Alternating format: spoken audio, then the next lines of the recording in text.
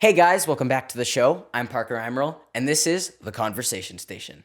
So today I am here with Tirzah Poarch, and I have known her for pretty much my entire life. She she's just awesome. I don't know exactly how to describe her. I think that you guys will also get to see how amazing she is during this interview, and I'm really excited. Welcome on, Tirzah. Thanks, Parker.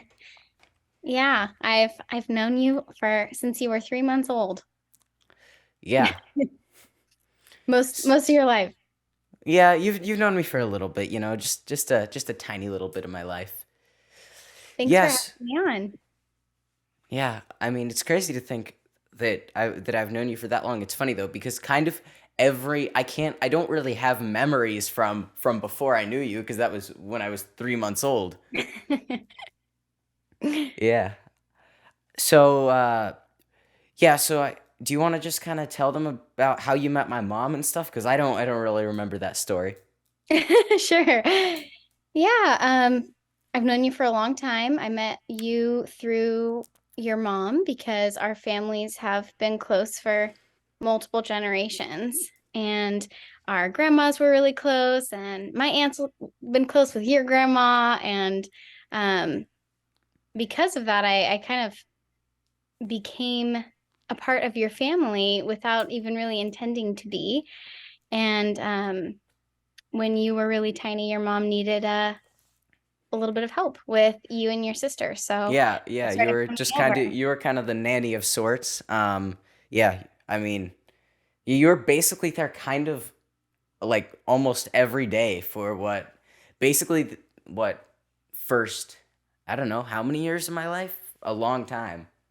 I think it was 9 years, if I'm Yes, remembering so, right. so Yeah. basically the first 9 years of my life, Tirsa was there pretty much every day, like just being the second mom, and yeah, that's crazy to think though. I mean, probably one of the biggest highlights of my childhood was is when you would sing lullabies to me as I'd fall asleep.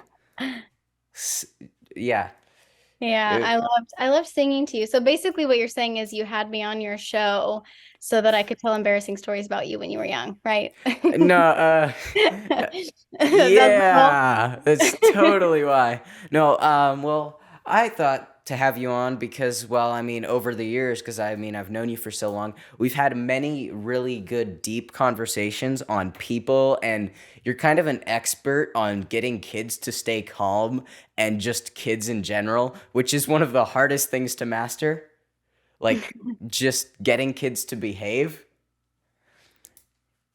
What do you think? What do you think the key to getting kids to almost listen to you or something in that realm? I don't know if it's is it yelling at them and giving them punishment? Is that how you get them to listen? Well, I did that a lot with you, didn't I? Oh yeah, so much. I have so much trauma. I don't think we yelled one time. I don't remember you even yelling at me. Um, I don't know. That's a tricky question to answer, but I think it gets easier when you think about kids as people, when you think about adults and how to get them to listen, it's by respecting them. That's one of the biggest things is if you want them to listen to you, you need to listen to them. Absolutely, treating the child as a peer rather than a subordinate. Yeah. Yeah, or someone who has someone who can have an opinion about their own life. Even if Absolutely. even if it might be wrong, they're allowed to have the opinion and learn. So Yeah, I mean, even if that opinion is wanting to marry your sister and live on the moon, I mean, yes, you did. You wanted to marry your sister, live on the moon, and have 8 houses. or whatever. Or I think it was hundreds of kids. I don't know what I was thinking. I You're mean, just hey, trying to I figure was a little kid. Yeah, just trying to figure out the world. But it's funny and also really cool that you see me as someone who is more of an expert with kids because I feel like it is something I know a lot about, but I feel like I'm always learning. And even though um, I nannied for a lot of families and I worked with a lot of kids who feel like I taught them a lot of things. Um, I feel like, especially you and Avery and Peyton, your siblings, who I spent the most time with, like some of my biggest teachers. Yeah, And I especially, think and you and Avery, because I watched you guys for the longest since you guys were older. Um, you guys taught me so many things about the world. And that's one of, I think, the greatest gifts of, well, my life, but also just in general, one of the greatest gifts kids can give people.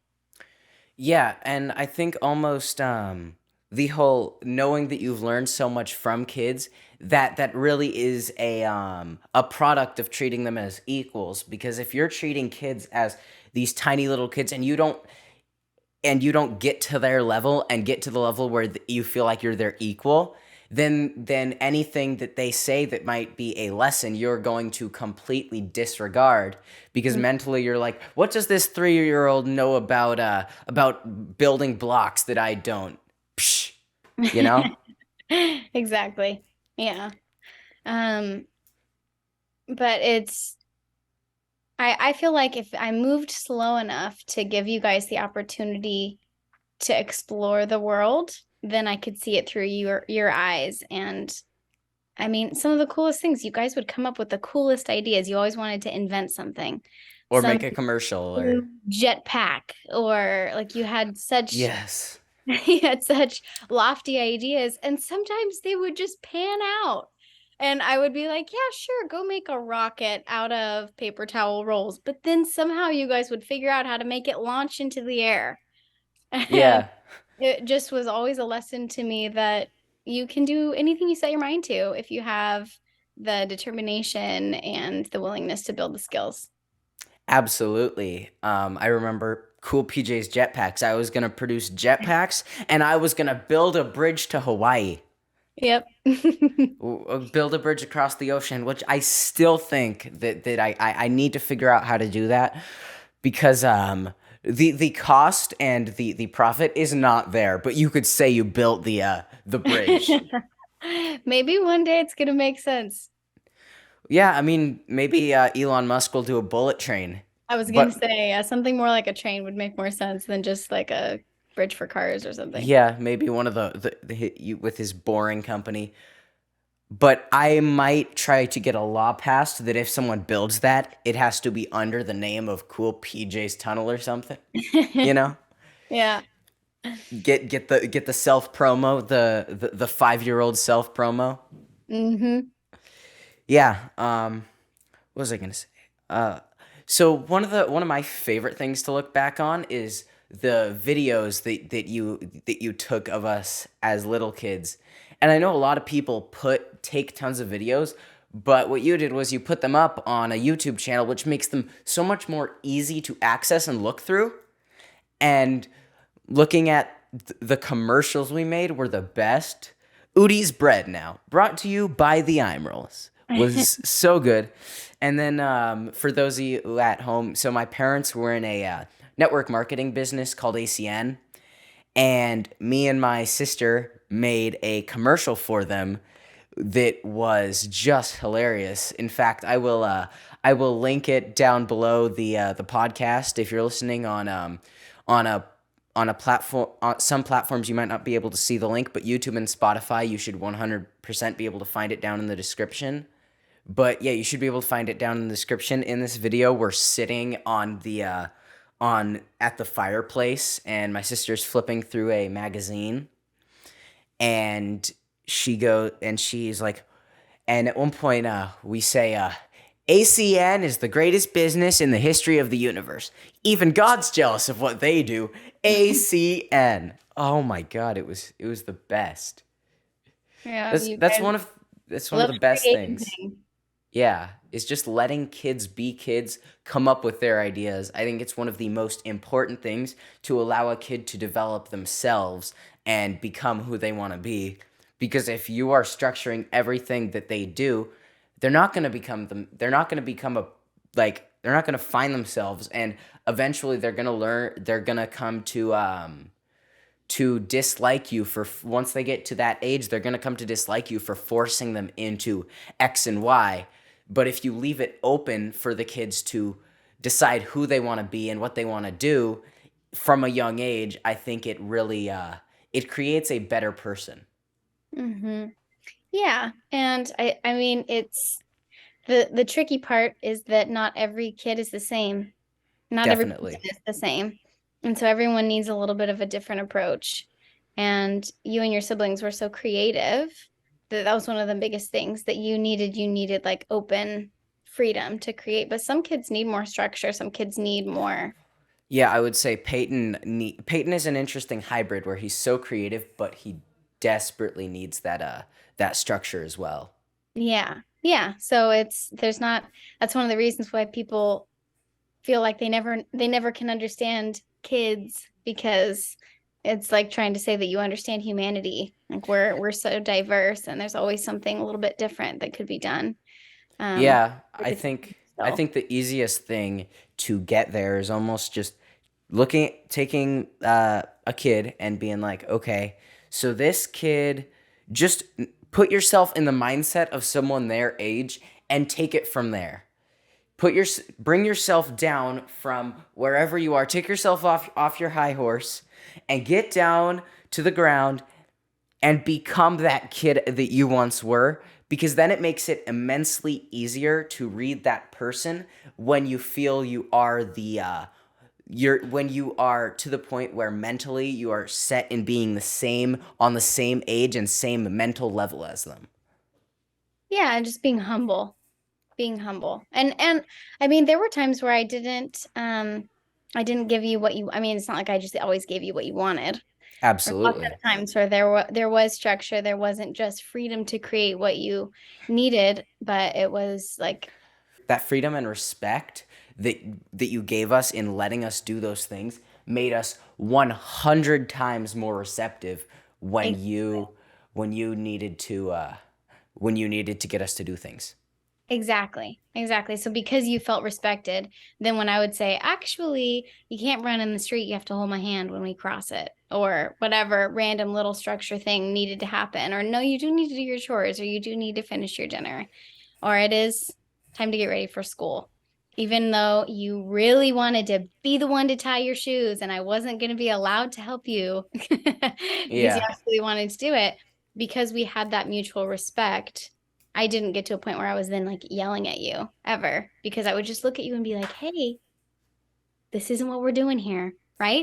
You would just absolutely. like, you had the capacity to get centered and be like, okay, I know Tirsa has my back. So, Yeah. uh, So my on the topic of kids, my question for you is where did you start with like getting involved with kids and just and another question kind of on that same topic is where did that lead? What was that journey like from starting to where you are now?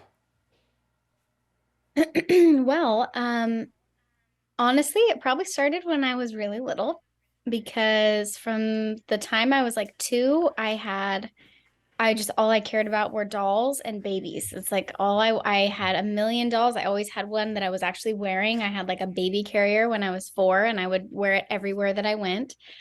And my cousins still tease me that all I talked about were babies. And I started watching kids when I was like 11, and I was homeschooled, so I had a lot of time, and I babysat. I started going to the community college when I was 15, and I just took all the childhood education classes that they offered because I was just so interested in understanding young minds and how they're formed and how do they then become us. Um, Yeah. because when I was young, I felt often misunderstood by adults or shamed or belittled. And the adults that really took the time to care about what I had to say, um, always ended up just making a really big impact on me. And thankfully, I had parents, especially my mom. She homeschooled us. So she spent, tons of time with my brothers and I. And she really emphasized how important it is to to be a kid and to have good support as a kid to set you up for success in the future. And so I guess that's kind of where it started. And then where did it lead? For about 12 years, it led to me being a nanny. And I also taught music to kids. And I would just geek out on it. It was like I was a full-time mom in my brain because that's all that I was thinking about a lot of the time. And my friends that were my age, like 18 and 19, were just like, why do you keep talking about all these kids? Why are you showing me pictures of Parker on his first day of school? Yeah. And why do you care about them so much? And it's just, people didn't seem to understand that I had formed these relationships that mattered to me so much, and were teaching me so much about life. Yeah, I think that's one thing that a lot of people and especially teenagers fail to understand is that how is that these relationships, especially with children, if you nurture them, they can kind of it gets to a point where it is almost like a parent-child relationship, even if you're not their parent, and those relationships and connections last for a lifetime. If because like I mean, it's been what, okay, so let's say I was what, 9. It's been what, like kind of six-ish years since you stopped like really like hanging out with us like daily. But since then we still see you pretty often, and you're one of my favorite people to talk to. And so it's, I think they fail to see how even at that age, I mean, they're all worried about parties and stuff, but if you took some time to connect with someone, now you have that connection, and you get to help this young person become someone better than and you can, if you try hard enough, you can really help them become a more complete person, and following them on their journey as you get to have deeper and better and more meaningful conversations, the value there is off the charts. Mm-hmm. Yeah, definitely. There's a lot of value in connecting with people that are in different phases of life than you are, especially Definitely. children. And I think that you really working to connect with me opened up a lot for me in the way that now I am able to connect really well with people older than me. And I can connect with the 3-year-old, but I can also connect with the 35-year-old guy that I met at the grocery store while my mom was ringing up. Yeah. The connecting with the kids at a young age sets them up to be able to connect with those in a different stage of life than them, which percentage wise is going to be older. Yeah. So true. It's so true. And I had that when I was young, and it meant a lot to me. So I can totally relate to you appreciating that. Yeah, it's yeah, But you were asking about where it led me. I mean, it led me to spending a lot of time with kids and loving that. But it also led me to learning more things about adults, actually, because our brains are developing so much as children. It's not just like, oh, you're born and your brain is formed.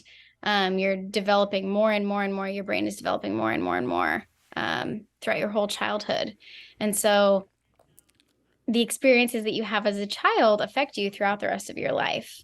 And it's not just, oh, the home that you live in. It's every experience that you have affects you. And watching it unfold for children kind of helped me connect the dots on my own life and the lives of the people around me. And it made me so curious. I started asking a lot of the elderly people that I was around and my grandparents what their childhoods were like, and was able to like piece together how monumental our young experiences are, even with people who, like conversations I've had with people on their deathbed where they're still talking about um, moments that they had when they were 5 or 6 with their parent, that even though at maybe as an adult the experience wouldn't be perceived as a big deal, to a 5-year-old it was the biggest deal that they had ever experienced. And now again on their deathbed in their 70s, that's what's still on their mind. um, and how important it is to not only set kids up for success by teaching them to work through traumas and difficulties from a young age, um, but also as adults taking the time to think about our childhoods and why our brains might be hardwired the way that they are. Absolutely, yeah. I think that's something even just from the limited experience I have and being able to look at my own mind.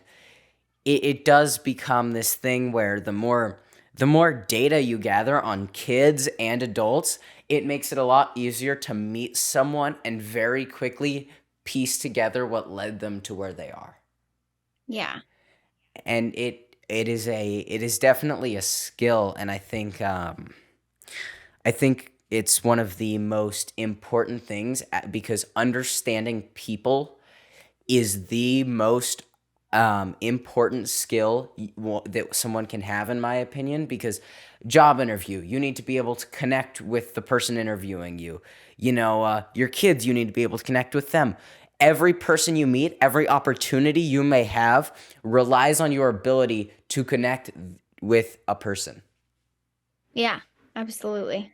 So what do you think are the biggest like 5 bullet points, Parker, on how to connect with a person? Oh, okay. This is a difficult question right here because every person is different. Every person is really, really different. Yeah.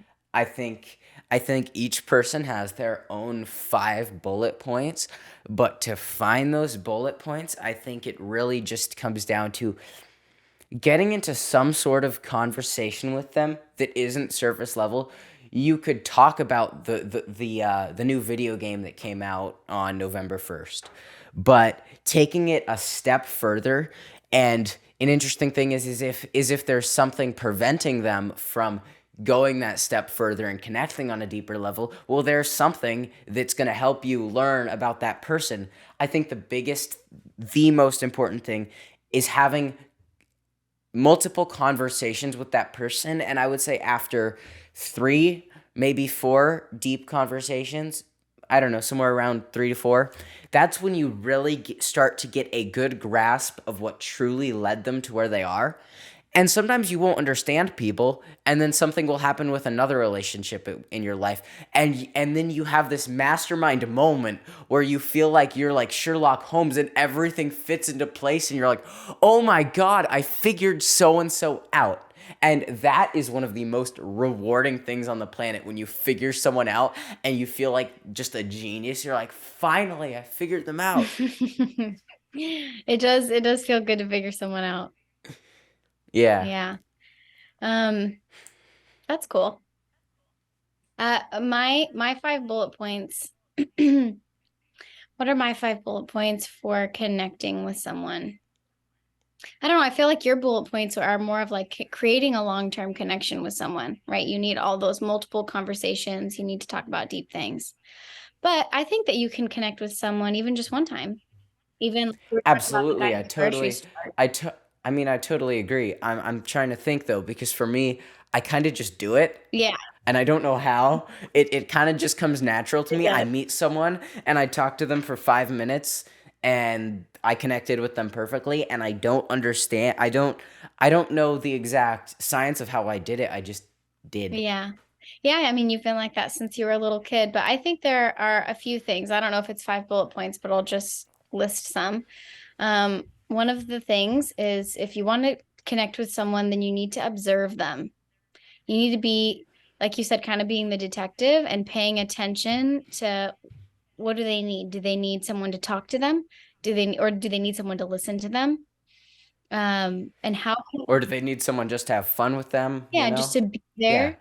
there. And so you kind of, like you said, everyone has different needs, but you want to tap into like your senses, each of your senses. And do they need to feel seen? Do they need to feel heard? Do they need to just feel like held? You need to just give them a hug. Um, and so your observational skills are step one, paying attention to the person in front of you and what is their need. And then you kind of play detective on like you try a couple things, you try talking a little bit and see how that lands. And again, you're still observing their response. And you've always been great at that, Parker, at observing people and noticing what they're into without really having to put much energy into it. And so an example of this would be running into that guy at the grocery store and you notice his shirt has some sort of logo on it. Like, what's that guy you were just talking about? Tesla, like some sort of Tesla something. And you know some new Tesla thing that had come out. So you can observe that and you think, oh, he's probably interested in that. And you can mention something about it. And if he doesn't seem to respond well, then maybe you would pivot and change topics and be like, you would start asking him questions, you know? And so it's Yeah. all about observe. You try things. So the second thing you do after observing is you try based on your first hypothesis. If it doesn't work out, then you try something else. You start asking questions about how how is his day going? Or one of the things I like to ask people is, what have you been thinking about recently? What was one of your most recent epiphanies? And I'll ask people that who I've just randomly met at a coffee shop.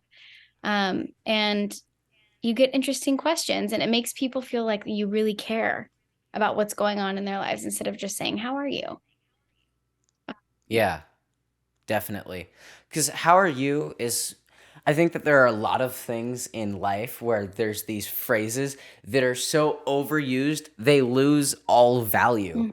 Like good. The word good is the most watered down word in the English language. And my mom recently has a big old poster that has all of these synonyms and stuff.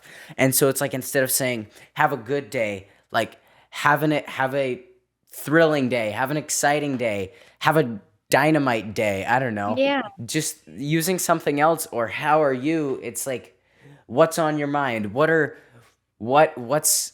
been affecting you recently? Just talking in a way where you're using more exotic language, not necessarily so people don't understand because you want them to be able to understand, but just those bigger words that have more meaning and impact because they are used less. Yeah. Yeah. Or it's just, and really the goal is just to be more specific, you know? It doesn't even have to be an eye-catching word. It could just be, what have you been thinking about recently? It's just getting more specific so that they can't, you're making it the questions to where they can't use one word answers. You're asking open-ended questions where they can't just say nothing.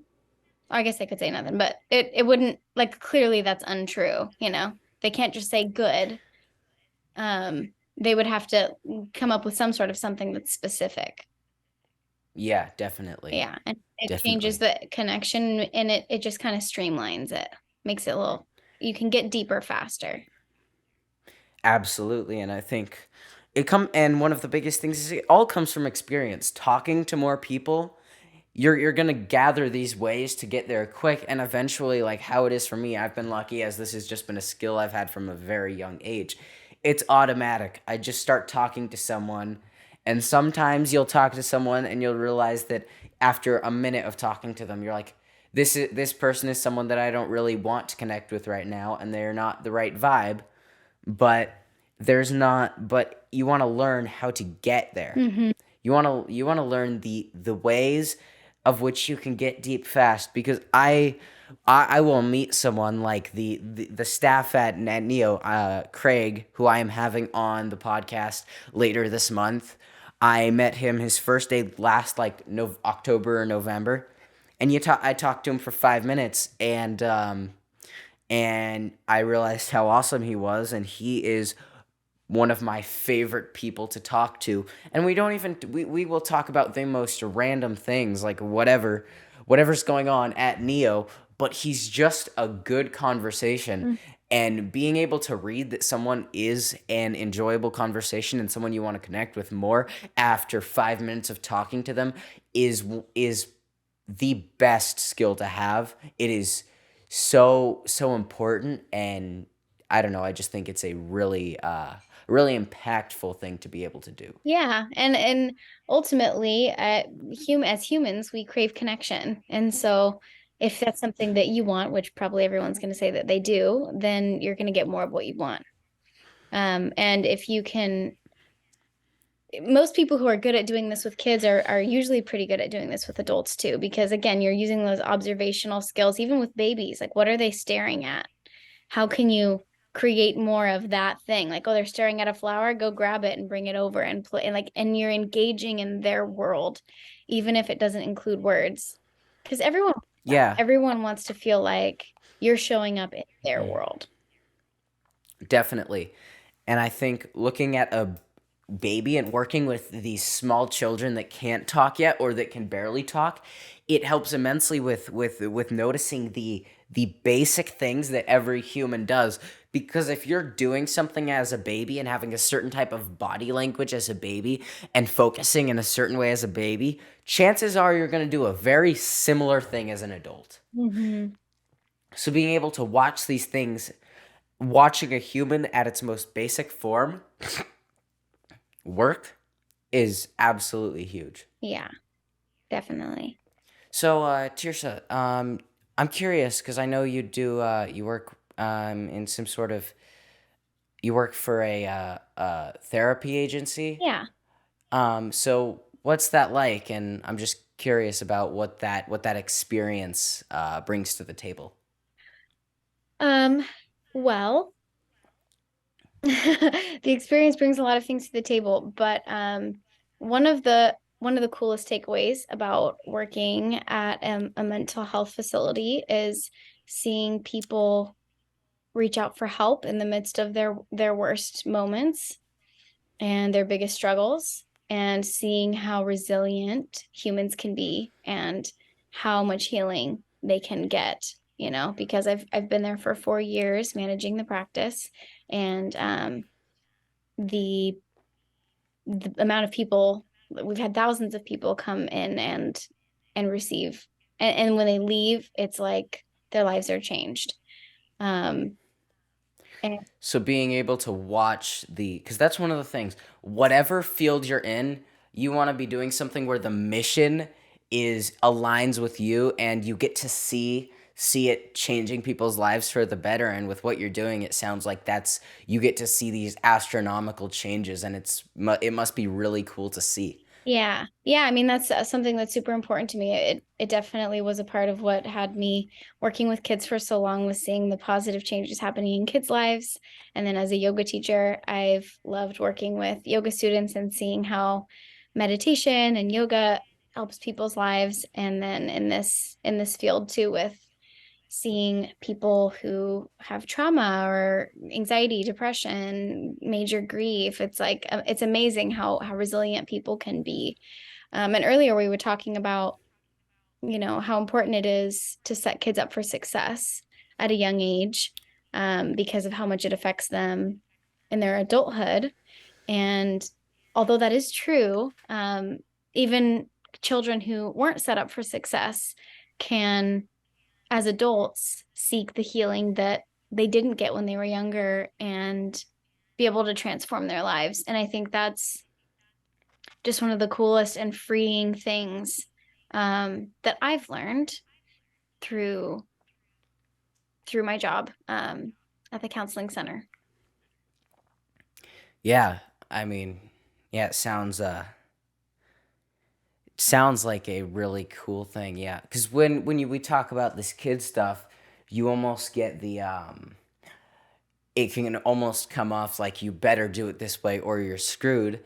And that's not necessarily the case. Some kids function better some ways, but then even if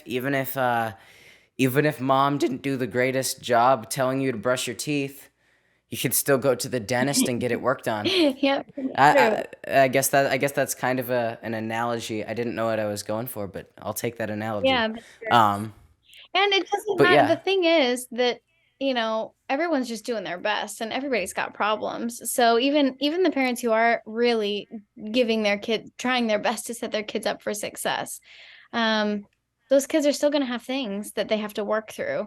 And I was talking about my mom earlier and commending her. And one of the things that I also think she really did right when we were young is she um, would always try to help me if there was ever a problem that I was trying to figure out. she always gave me hope, like, Tirzah, you can always overcome. You can rewire your brain. We can redo this if we need to. And knowing that there's a Yeah, reset button, even though I mean, it's not easy. It's not easy to reset. Um, but to know that I can heal. And that's one of the cool things about humans. There might be a scar, but you can still heal. Um, absolutely. and And sometimes like with an actual injury, because personal and mental injuries kind of work the same way. You can have a scar, and that scar is going to be bigger at first, but eventually your body begins to break down that scar tissue, and it begins to fully heal itself. And sometimes what is needed is, let's say you have a broken arm, and after the surgery there's a big old scar, but then sometimes you bending your arm the wrong way and getting hurt can actually help break that scar tissue. So sometimes what is needed to heal is that kind of arm movement is kind of like diving deep into what it is that caused it, and almost in talking through it.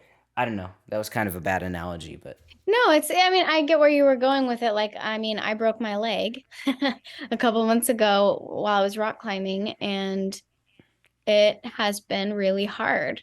But one of the things that my physical therapist does continuously is he bends my leg in weird ways that I do not love, that are painful. Um, because he's breaking down the scar tissue. He's trying to reactivate my muscles and get circulation to my tendons. Um, and it's like you said, it's super uncomfortable, but that's what my body needs to get the message, to send the healing there, to send the blood there and regenerate. And it's very absolutely. similar with mental health, and it's the same with spiritual health as well. It's like sometimes it's not comfortable to face our fears. It's not comfortable to talk about our pain. Well, yeah, and one of my favorite things is that if you are uncomfortable, you're in the right place. Mhm. Because nothing that is truly going to impact you is going to be comfortable. Like the other day, yesterday I put in a job application for a position at the local youth center to be their social media guy, and putting that stuff in and writing a paragraph about why I want the job. None of that's comfortable. None of that is just, I mean, it's more comfortable for me because I have a good personal relationship with the entire staff there, but it's still not easy. No. And that's one of the things where it's like it's impactful, and the most impactful things are the hardest things to do. Yeah, I mean, if you're excited about where you're headed, but you're still kind of uncomfortable, that's you're probably headed in the right direction. You're pushing yourself. Absolutely. Yeah. Absolutely. So I mean, I think the encouraging thing, even though like we were talking about the importance of respecting children and respecting other people and trying to figure out how to connect with them, even if it's not something you're good at, or if you've done it poorly, there's so much hope. Or if someone's done it poorly with you and you feel like I wasn't set up for success as a kid, there's so much hope for regeneration. And um, it's like our bodies are made to heal themselves, and so are our minds and our spirits. Absolutely. Absolutely. Yeah, I really like the that whole idea. I think that all of these things, because if you're set up for even if you're set up really well for success, like you said earlier, there's still going to be something. There's always something. There's always some pain, something that needs to be worked through. And I think that learning how to work through those things by yourself, and learn and knowing when it's time to get someone to help you work through those, is so important for mental, physical, spiritual, and emotional health. Mm-hmm. Definitely. Yeah. I mean, I think that kind of wraps things up. I think we've kind of gone through everything. Yeah. Do you want to Yeah. share anything else about Oh. have you practiced any of these things? Have you practiced like working through things? You could give an example. Oh, I don't know. I mean, I think that there when things come up, I've got my best friend who is easy to talk to, and we're basically the nice thing is we are super similar in how our minds work. So if I'm dealing with something, he can really easily help me figure out what it's from and how it's functioning. Mm. And I think that's one of my greatest resources is having someone who understands me to the extent that I talk to him for 5 minutes and he instantly knows what's up and he knows and he can easily help me get through it. It's one of the biggest things. Oh, it's so true. Having people who really get you makes Yeah, all the difference in being able to heal or honestly just being able to move through life. absolutely. Absolutely. And I think that's also part of the value of this podcast is I get to talk to these people and I get to understand these really awesome people who are older than me and and all these people that I look up to and getting to learn to understand them and each of these people that you have on something like this, you have a good conversation for them for an hour, but now they're a resource for life. Yeah, definitely. And I think, yeah, I did something similar when I was younger. I had a journal and I would ask people that inspired me to write me a letter in it, or a letter to their younger self, or a letter of what they would want people to know after they had died. Basically, that's just like, what inspiration do you want to leave for people? And I learned so many cool things about the people in my life from that. that's awesome. Yeah. Yeah, I'm so glad you came on. This has been awesome. Thanks for having me, Parker. Of course. Thank you guys at home for watching. I'm Parker Emerald, and this has been the Conversation Station.